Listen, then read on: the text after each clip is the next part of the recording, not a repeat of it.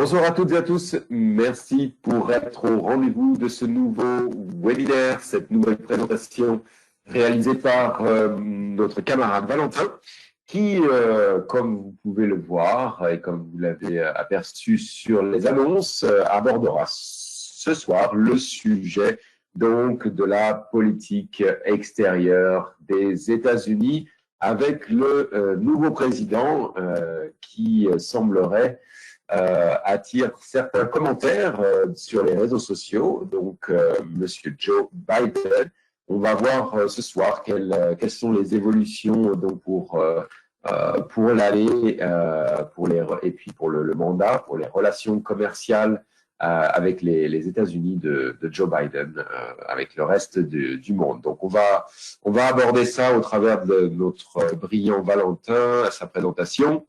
Et avant toute chose, comme vous en avez certainement l'habitude, je vais passer en revue une petite présentation du groupe IG, notamment avec le disclaimer sur les risques du trading inhérent au trading CFD. Vous le savez, les CFD sont des produits dérivés avec un effet de levier qui donc nécessite de bien être informé par rapport aux risques qui sont pris lorsque vous faites trading CFD. Le IG, je vous le rappelle, c'est 40 ans d'expérience, une présence sur 14 pays, avec un réseau actif de clients qui atteint presque les 250 000.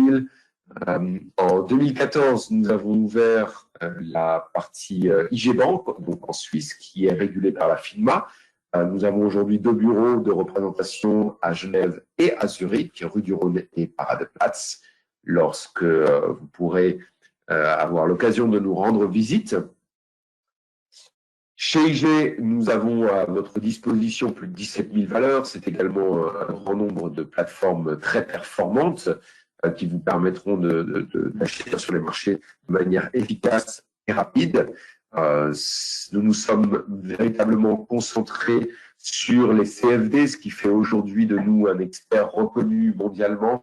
On est devenu donc le numéro 1 sur les CFD, grâce notamment à un service 24/24 dans plusieurs langues. En Suisse, nous portons une attention particulière à servir nos clients dans les 4 langues, je vous le rappelle, français, anglais, italien et allemand. Nous possédons évidemment l'excellence d'une banque suisse, puisque nous sommes donc régulés par la FINMA, et nous portons également une attention toute particulière à l'éducation, et c'est bien pour ça que vous êtes là avec nous ce soir, pour cette nouvelle présentation. Je vous le rappelle, la plateforme éducative d'IG, c'est IG Academy. N'hésitez pas à y jeter un œil. C'est plein de matériel didactique. Donc, n'hésitez pas, jetez-y un œil, que ce soit pour des traders avancés ou à débutants. Vous y trouverez toujours quelque chose d'intéressant. Et je continue avec les différents moyens de nous contacter, puisque si vous avez des questions, n'hésitez pas à utiliser les coordonnées qui sont devant vous. Si vous avez des commentaires à faire, si vous souhaitez avoir une réponse à des questions, si vous avez besoin d'informations plus détaillées, n'hésitez pas à utiliser ces coordonnées pour nous joindre. Et on se fera un grand plaisir de vous répondre dans la limite de nos compétences. Je vous rappelle aussi qu'en fin de séminaire, en fin de webinaire, nous avons un petit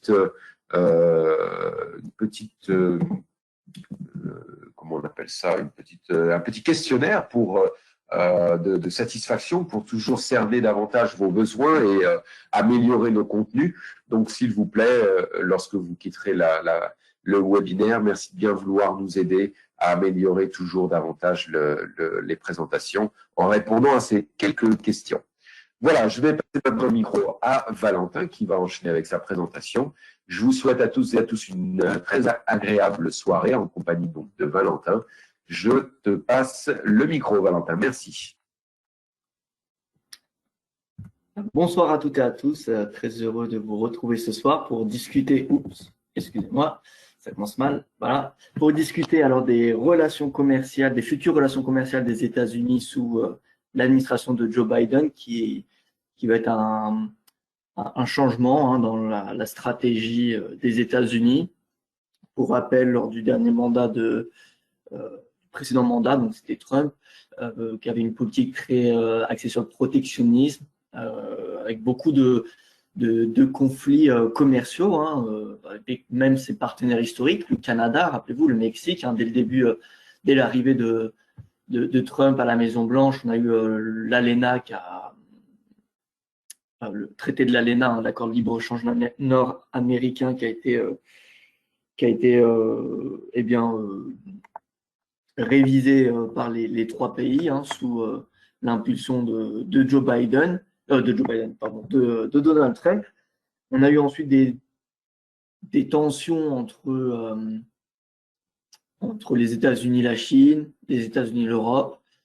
Les tensions se sont accentuées envers la Chine. Envers l'Europe, ça a un petit peu traîné. Il y a eu quelques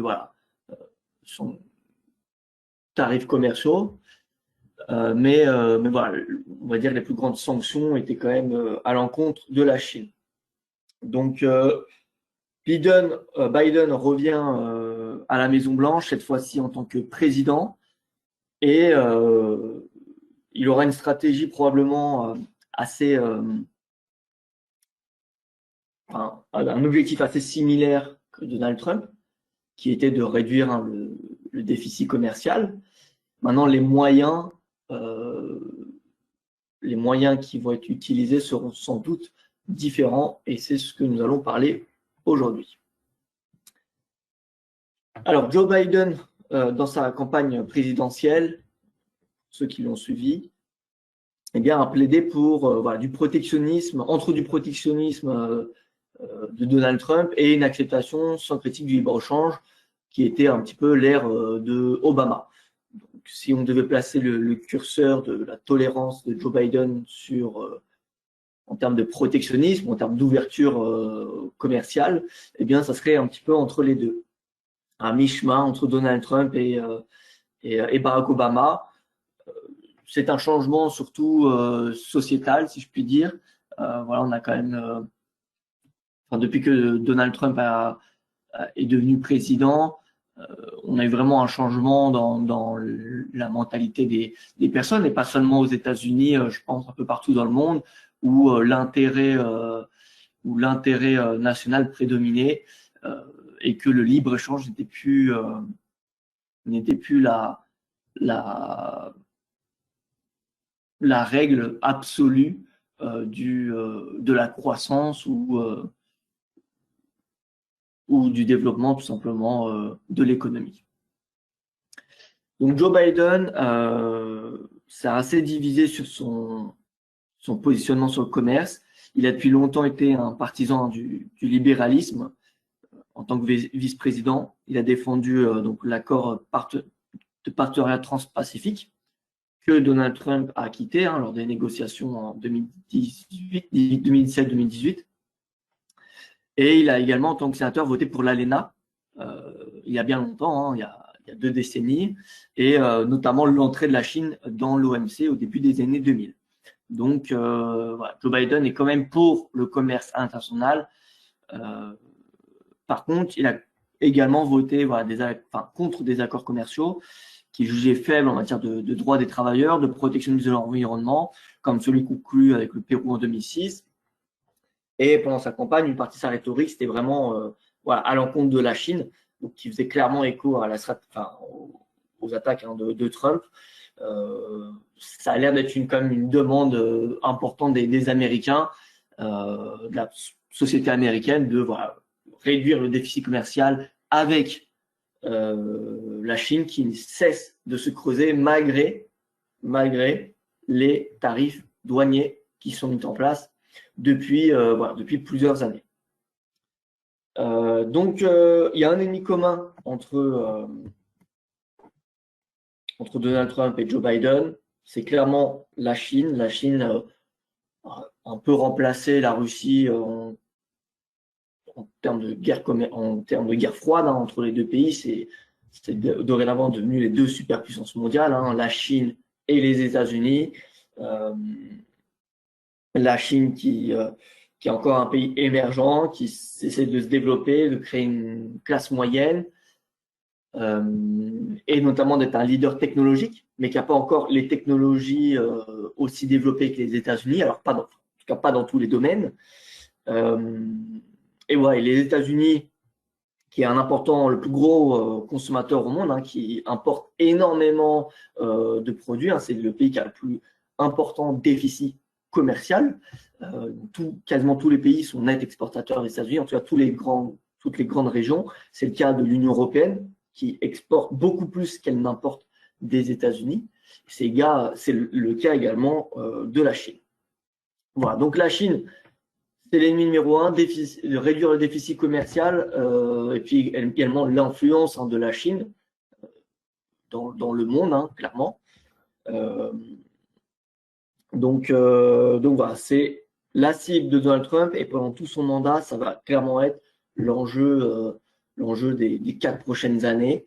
En tout cas, d'un point de vue du commerce mondial, ça va être encore une fois les relations commerciales entre les États-Unis et la Chine. C'est quelque chose de très important parce que ça influence tous les marchés financiers, hein, comme on a pu le constater ces dernières années, entre le taux de change USD et le yuan, entre les métaux industriels. Bref, ces négociations affectent les marchés.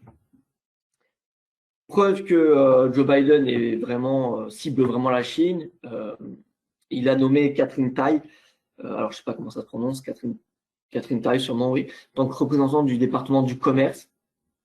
Donc elle a défendu les États-Unis, hein, devant l'OMC pour des désaccords pendant de nombreuses années, sous l'administration de Obama. On a également eu des premières sanctions, entre guillemets, depuis l'arrivée de Joe Biden à la tête de la Maison-Blanche contre la Chine. On a Huawei, la liste des entreprises chinoises blacklistées par les États-Unis qui a été étendue, hein. Donc Huawei qui ne peut toujours pas commercer avec des entreprises américaines, en tout cas tout ce qui est entreprise technologique américaine, donc il ne peut plus avoir de technologie américaine dans les téléphones Huawei maintenant depuis plusieurs années, ce qui met un peu en péril la société et qui cherche à se diversifier notamment.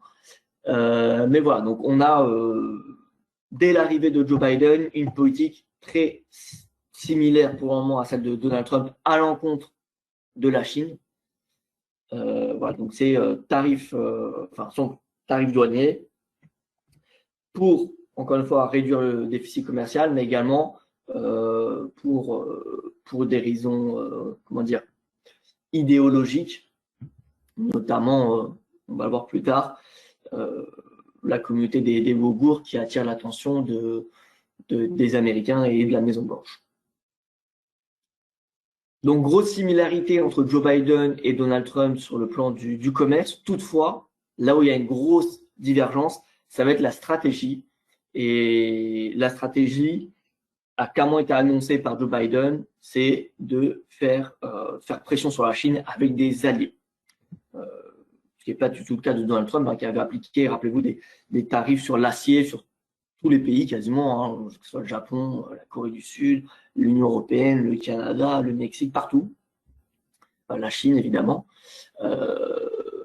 Là, Joe Biden, alors il y a toujours ces tarifs douaniers sur l'acier, mais Joe Biden cherche clairement à former une alliance pour faire front commun contre la Chine.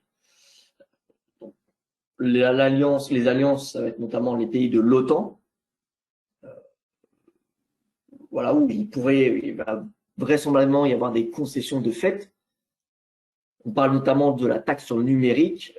La nouvelle administration de Joe Biden, notamment Janet Yellen, qui est à la tête du Trésor, est favorable, en tout cas, a réouvert la porte à une taxation sur les géants du numérique. Donc, c'est des travaux qui sont réalisés au sein de l'OCDE.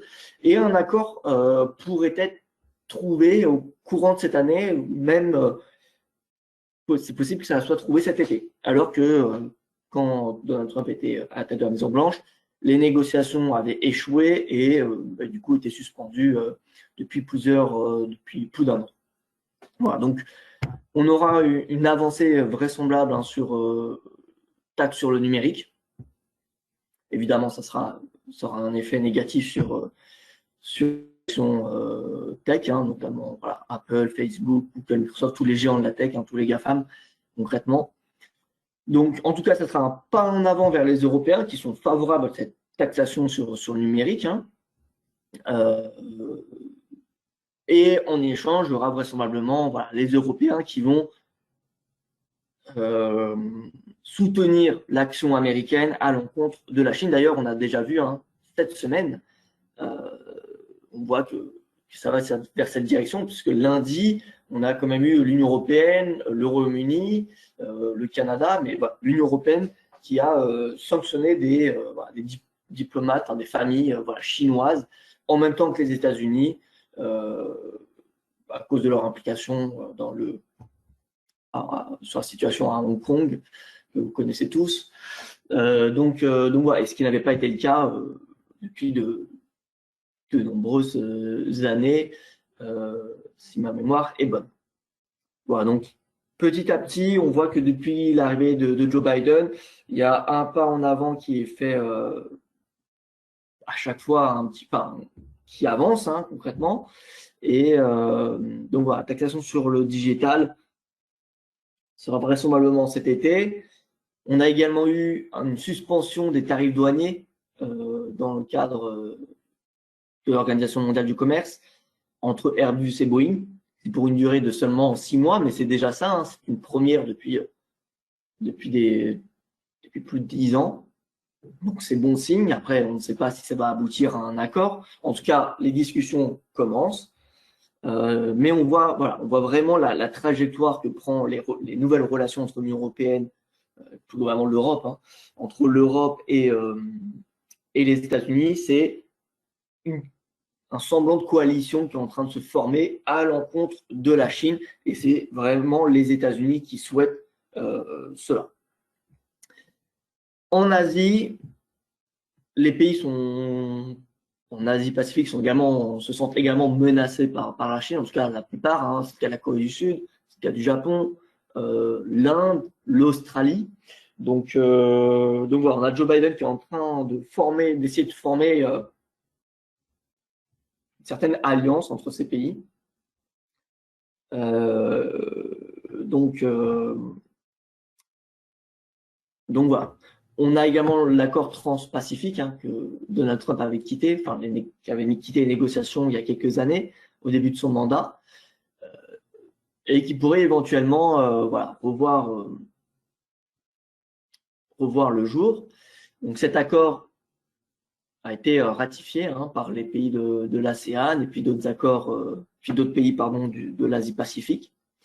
Les États-Unis pourraient éventuellement chercher à rejoindre cet accord. En tout cas, encore une fois, cette semaine, on a eu un signal positif. On a eu les États-Unis qui a invité les pays d'Amérique latine à former comme alors pas un accord commercial, mais un traité pour faire pression sur la Chine.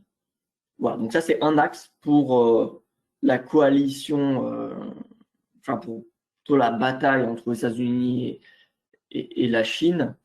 Ça va être les différents pôles. Hein. Donc l'Union européenne, c'est de bon augure. Hein. Pour le moment, ça avance dans le bon sens. Taxe sur le numérique, suspension des tarifs douaniers sur les avions.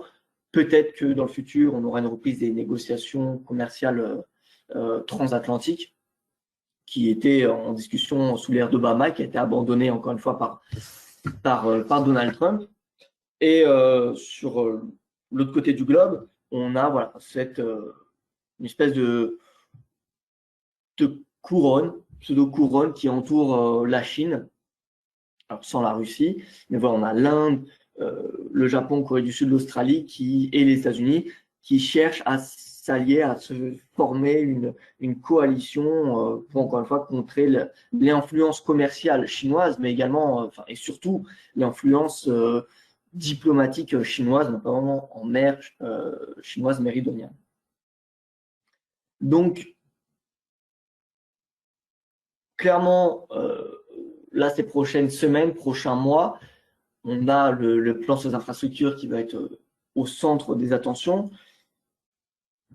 Mais ces négociations commerciales vont vraiment fortement influencer le marché, en particulier le marché du Forex.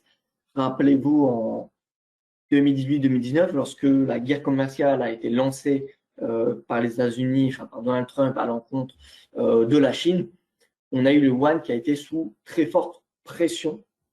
Vous voyez en rouge, c'est toutes les annonces négatives, hein, donc tout ce qui est menaces, tout ce qui est tarifs douaniers. Sur le taux de change USD-CNH.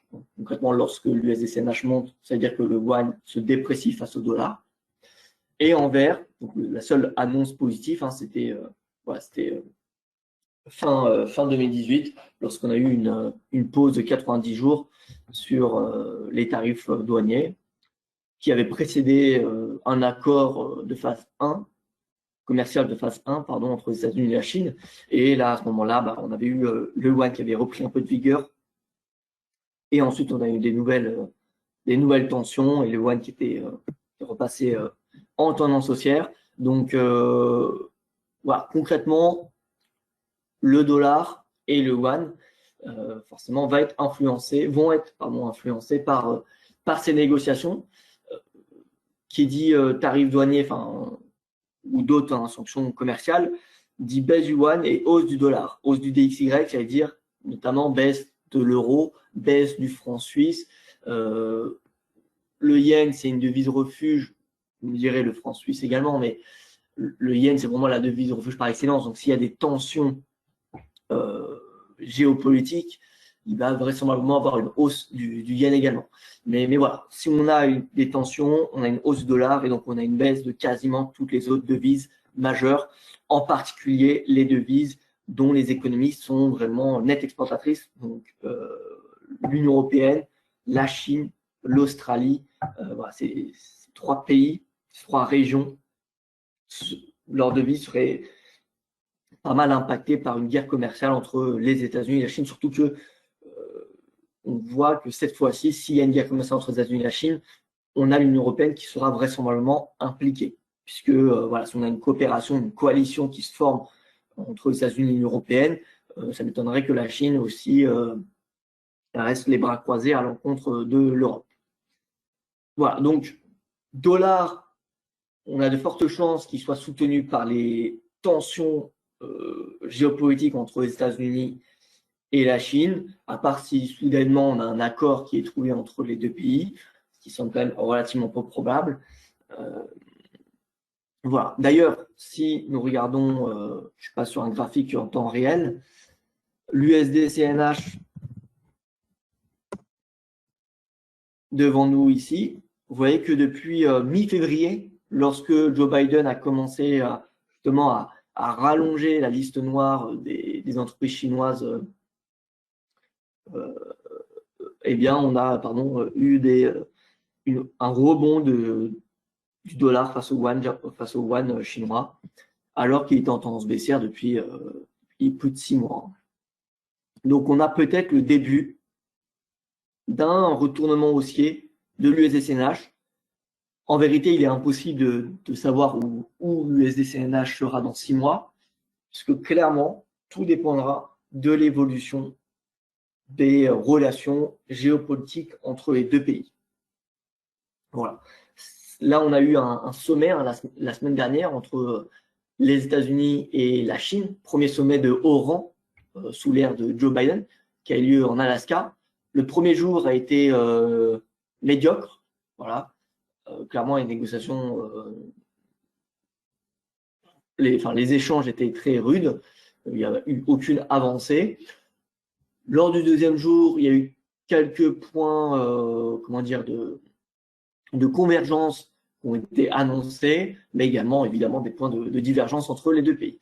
Mais donc, voilà, on a vraiment un début, un renouveau des négociations qui commence plutôt mal. Enfin, en tout cas, on commence de très, très bas avec, je rappelle, des tensions, des tarifs douaniers. Je reviens sur la slide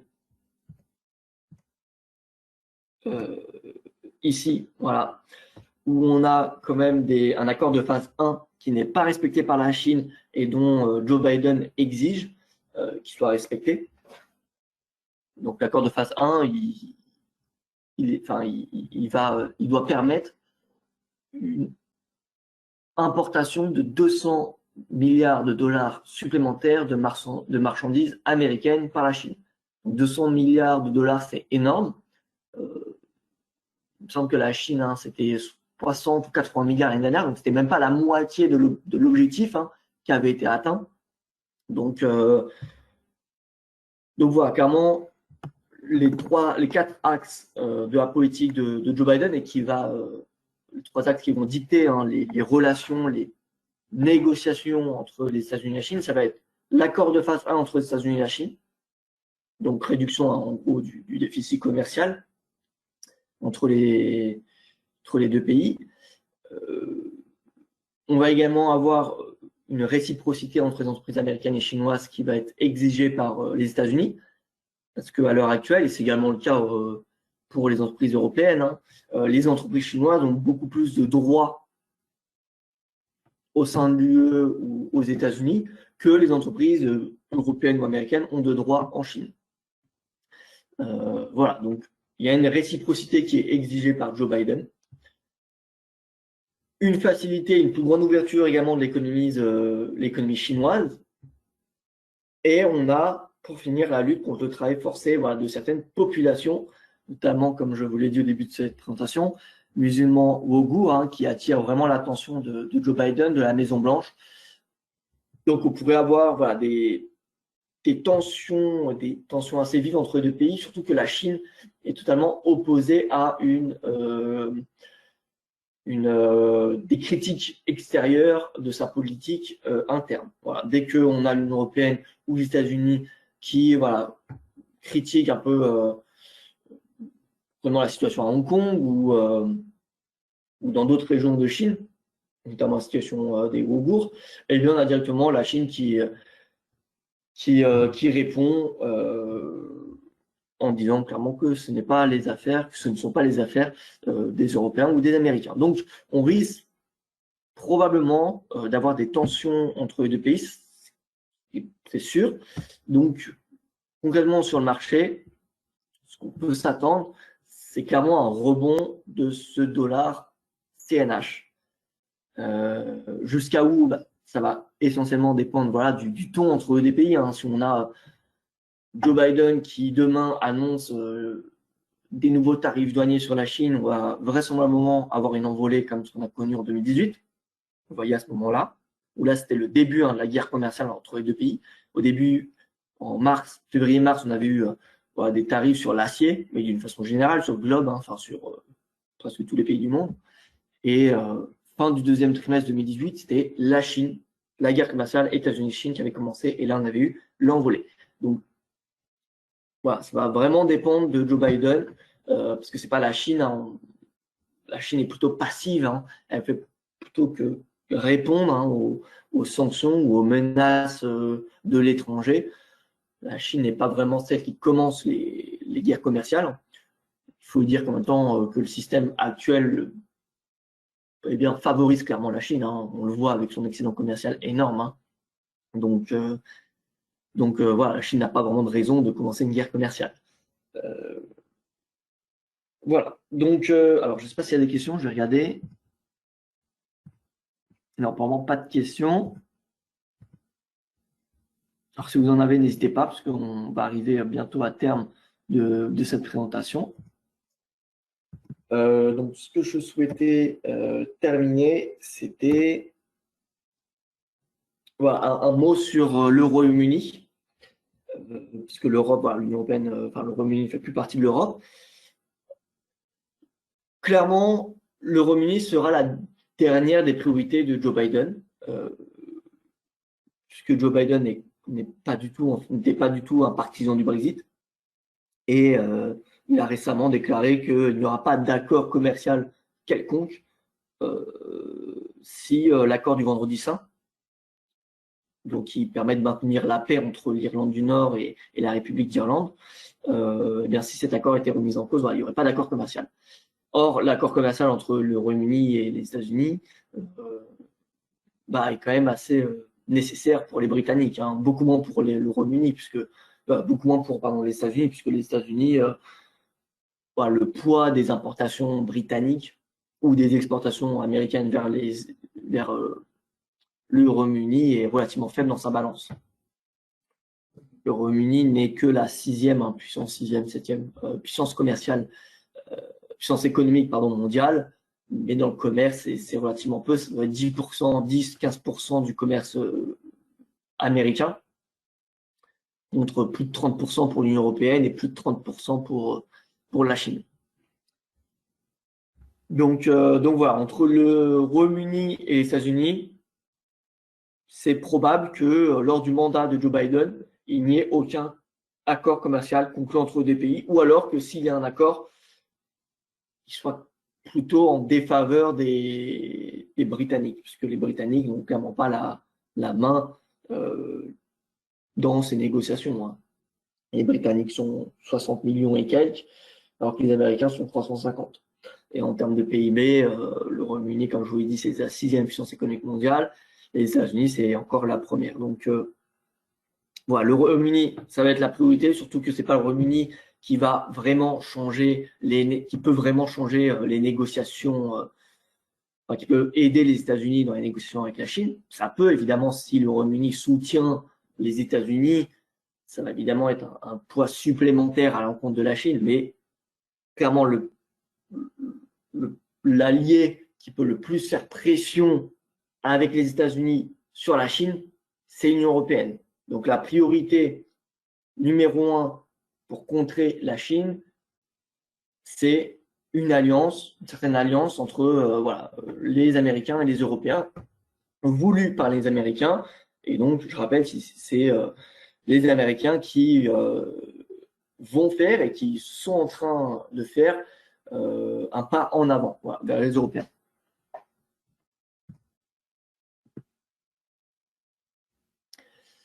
Alors, un avis sur le pouvoir de Biden sur Nord Stream 2. Alors, Nord Stream 2, pour ceux qui ne connaissent pas, c'est un accord gazéoduc entre la Russie et l'Allemagne pour un approvisionnement direct de la Russie via l'Allemagne, sans passer par des pays comme l'Ukraine ou la Biélorussie. L'objectif est bien, puisque l'Allemagne a stoppé son nucléaire il y a plusieurs années et réduit son charbon, l'Allemagne a de plus en plus besoin de gaz pour produire de l'électricité, donc et son industrie de façon générale. Donc c'est un projet que l'Allemagne souhaite voir le jour. Les États-Unis sont totalement contre, évidemment, ce projet, déjà pour des raisons économiques, puisque ça sous-entendrait qu'il y aurait moins d'exportation de gaz liquéfié américain vers l'Union européenne. Et dans un second temps, c'est-à-dire que l'Union européenne, donc l'allié, c'est l'OTAN, l'Union européenne. Donc, c'est-à-dire que l'OTAN devient un peu plus dépendant d'un point de vue énergétique auprès de la Russie. Donc, c'est tout à fait logique d'un point de vue diplomatique et commercial et économique que les États-Unis s'opposent à cet accord. Maintenant, qu'est-ce que les États-Unis peuvent faire? Eh bien, c'est des sanctions à l'encontre de la Russie, éventuellement également à l'encontre de l'Allemagne. Voilà, que dire de plus? Alors, mon avis n'intéresse pas forcément. L'Allemagne en a besoin, en tout cas, c'est ce qu'elle souhaite. Angela Merkel l'a répété à de multiples reprises, malgré les menaces.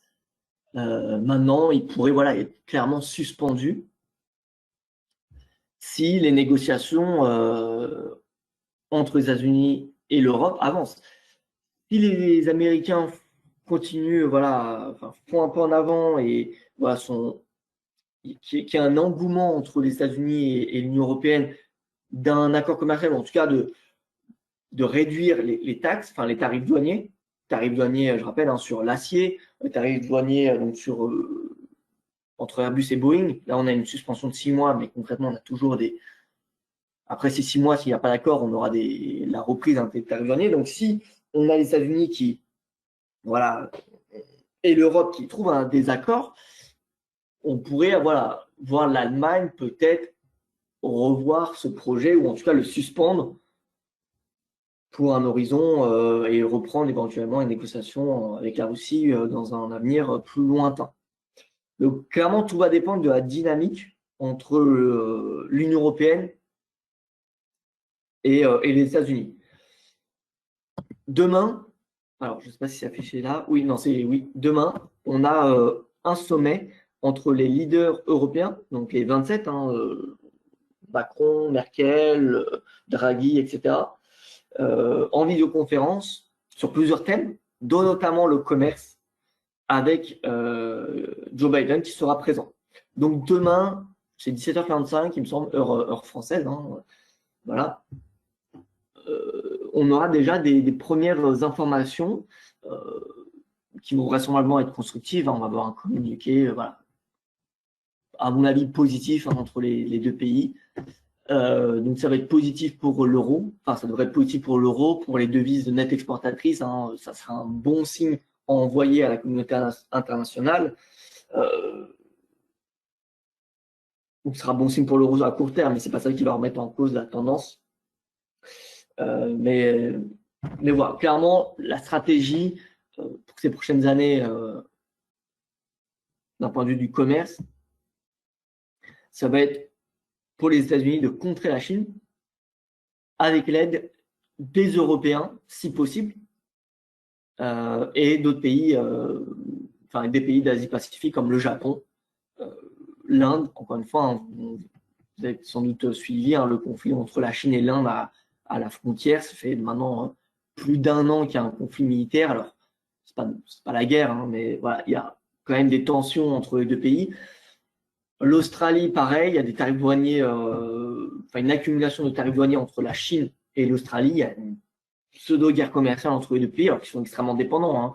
L'Australie exporte énormément de matériaux de base, notamment du cuivre, vers la Chine. Et le cuivre, c'est extrêmement important pour la Chine. C'est le premier importateur mondial, la Chine, de cuivre. 50% des importations, du cuivre, dans le monde, sont importées par la Chine. Donc voilà. C'est pas dans l'intérêt des deux pays d'avoir des tarifs douaniers, mais on a quand même une guerre commerciale entre les deux pays. Le Japon et la Chine, pour moi, il n'y a pas d'escalade de tarifs douaniers. Mais voilà, historiquement, la Chine et le Japon sont quand même des ennemis. Donc voilà.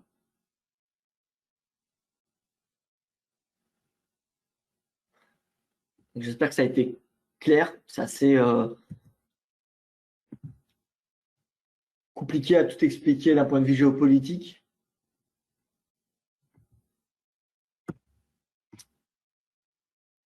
Concrètement, donc l'impact sur le Forex, pour résumer, si on a des tensions, si on a des tarifs douaniers, ça va être négatif pour le Yuan et ça va être positif pour le DXY. Voilà, je vais vous l'afficher ici, le DXY. Je vais vous le superposer, avec le USD-CNH. Ouais, donc 2018, on a eu le début courant 2018, guerre commerciale entre les États-Unis et la Chine. Le DXY avait déjà commencé à rebondir un petit peu avant, lorsqu'on avait eu les tarifs sur les importations d'acier. Mais on voit que clairement, la baisse du yuan, c'était pas une dévaluation de la part de la BPC, de la Banque populaire de Chine, pardon. C'était vraiment parce qu'on avait une économie américaine qui se portait bien, on avait une hausse des taux de la Fed, on avait également des tensions géopolitiques, on avait un protectionnisme américain. Donc c'était positif pour les devises refuges. À l'inverse, si au final, contre toute attente, les négociations avancent bien entre les États-Unis et la Chine, eh bien, nous aurions une appréciation du yuan, une baisse du DXY, donc l'USD-CNH pourrait très bien revenir à ses plus bas de 2018 vers 6,2. Voilà, mais pour le moment, ce n'est pas la trajectoire le début de trajectoire depuis l'arrivée de Joe Biden à la tête de la Maison-Blanche. Donc pour le moment, c'est plutôt en faveur d'une hausse du DXY.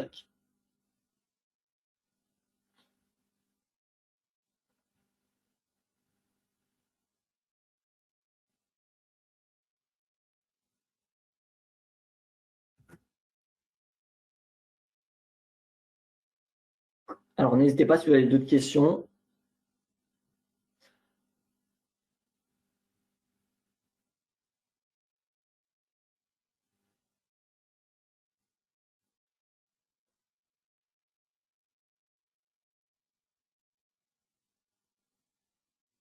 Non, pas d'autres questions pour le moment.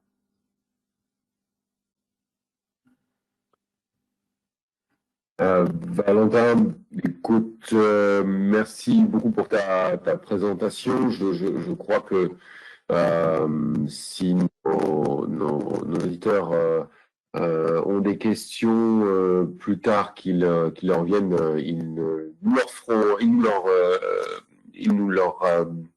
nous enverront leurs questions.